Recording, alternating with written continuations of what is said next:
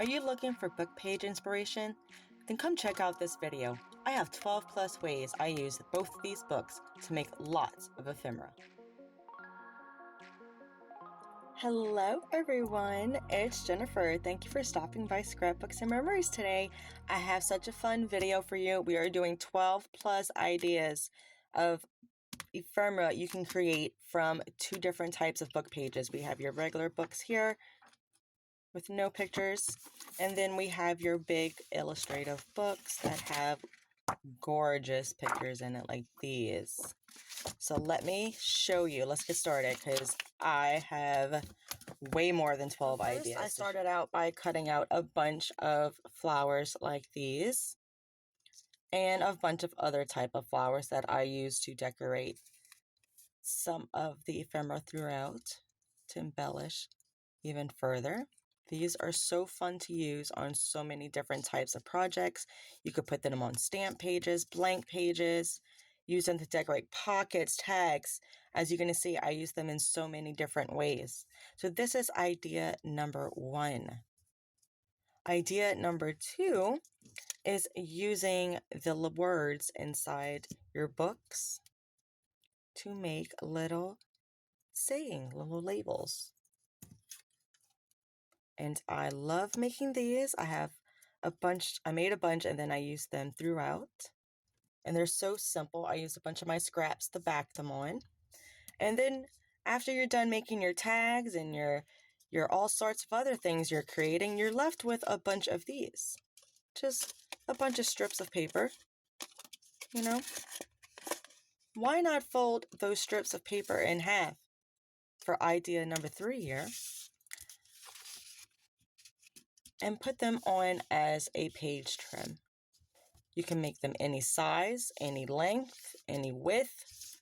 And then once you put them in your journal or on your tags or whatever, you can go ahead and embellish them.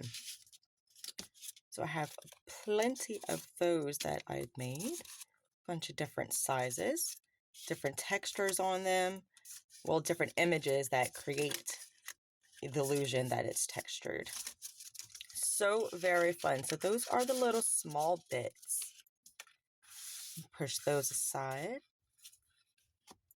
And then I started getting into my Grimm pages. I tore out a whole page, inked it. I did some lovely pink inking on this one.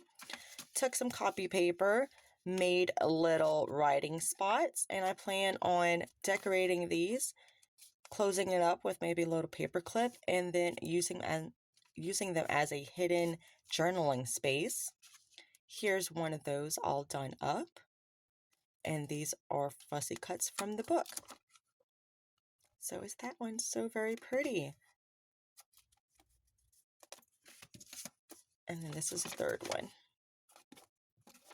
Those are so fun. And then idea number 5, we always have long strips or full pages of, like this was a full page. Let me see if I can put it together how it was in the book. There we go. It was like this in the book. So I cut out approximately equal strips, layered them up on some scrap cardstock that I had laying around, and then I found another page and did the same thing with the back. Well, except for this one. This one comes from the same page as these.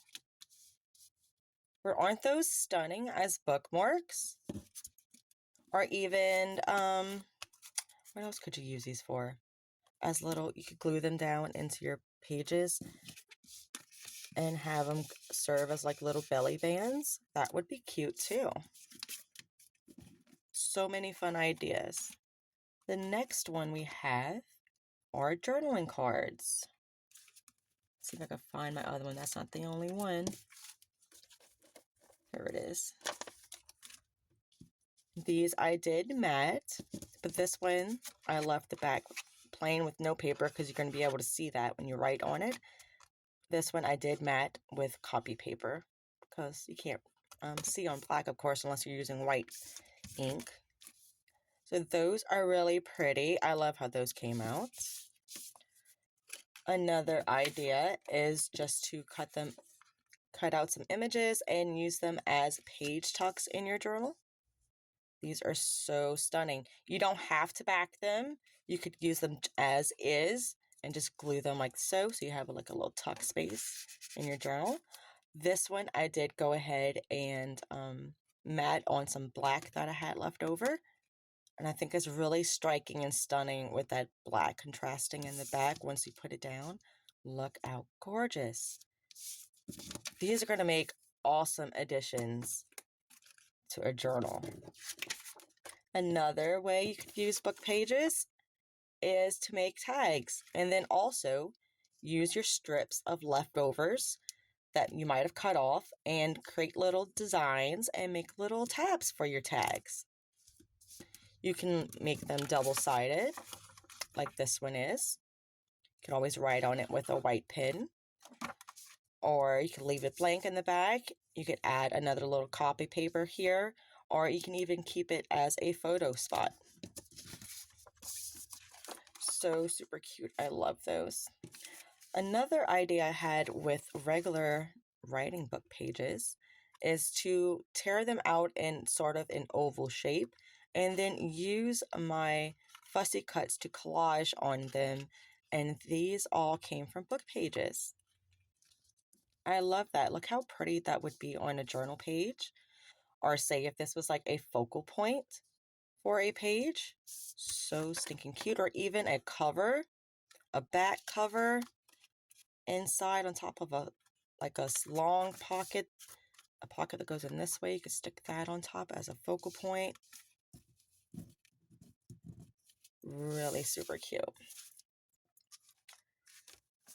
And then again, super easy and simple for your large pages that have the whole images is to fold up the top of it and create a folder. Look at that birdhouse, how cute. So we have that one. This was a butterfly page. And I just folded the bottom up. Look how pretty that is as a little folder. And you just stick little things inside. Little notes, little photos, tickets, tags, all sorts of things.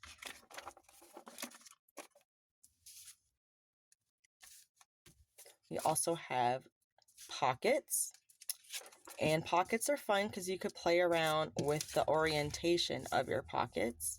Here I have a side pocket that I thought would work best for this image since it's hanging down and I didn't want it to turn it this way. So I made it a side pocket. You can use a circle punch, a tap punch to make these little notches here. But if you don't have one, that's fine. You can simply fold it in half. You don't have to crease it. Just make a little pinch here, slight little pinch, and then use your scissors and make like a little wide triangle cut. And that'll give you a cute little notch without having to use any fancy tools. And this is going to be so fun to decorate once you put it into a journal. But these are just so simple and easy. They're just squares I cut out and then cut out the little notches. And I tried to do something a little fancy and I did cut off like the little edges there. Another idea for book pages are these cute little stacked pockets. See if I could show you how I constructed these, because they're each individual these little pockets that I glued together.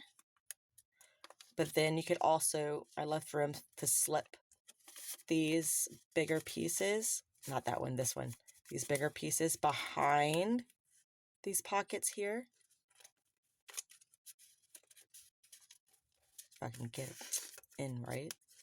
So once I glue this down to, say, a journal page, these longer ones that go behind the little mini pockets right there won't be able to slide all the way out. They'll go down and they'll stop. And then I made little mini tags to go in there with some little fussy cut book page images, and those sit right pretty in the little mini pockets. These were a lot of fun to make. I saw someone making these. I forgot who it was. And then that just inspired me to sit down and just make a bunch of these. And I used just those 2 books that I showed in the beginning to create everything that I'm showing you guys. So super cute. I forgot where, oh yeah, this goes in as a little journaling space. So this is just 2 of the little mini pockets. This is 4 of them stacked together. And then this large one is 5 of them stacked together. Cute. I love that. You could even still write on the back. And then I put little mini pieces here and there that I fussy cut out, inked it up, made some little mini tags. Another one of the little pullouts here that you could always write or journal on. So stinking cute. I love how these came out. Let me know in the comments below which one of these is your favorite idea to use. I just love those. I think these might be my favorite. And then I did a bunch of different style envelopes. Here's one that I did all decorated. I added these cute little spacers and this little charm. And it's held together back here with this brad that I just stuck through. Here's the inside of the envelope. And on the front here, I did use this pretty trim that was gifted to me, this beautiful green, but everything else came from the book. This is the book, this is from the book, and this whole page, so envelope, came from a book page.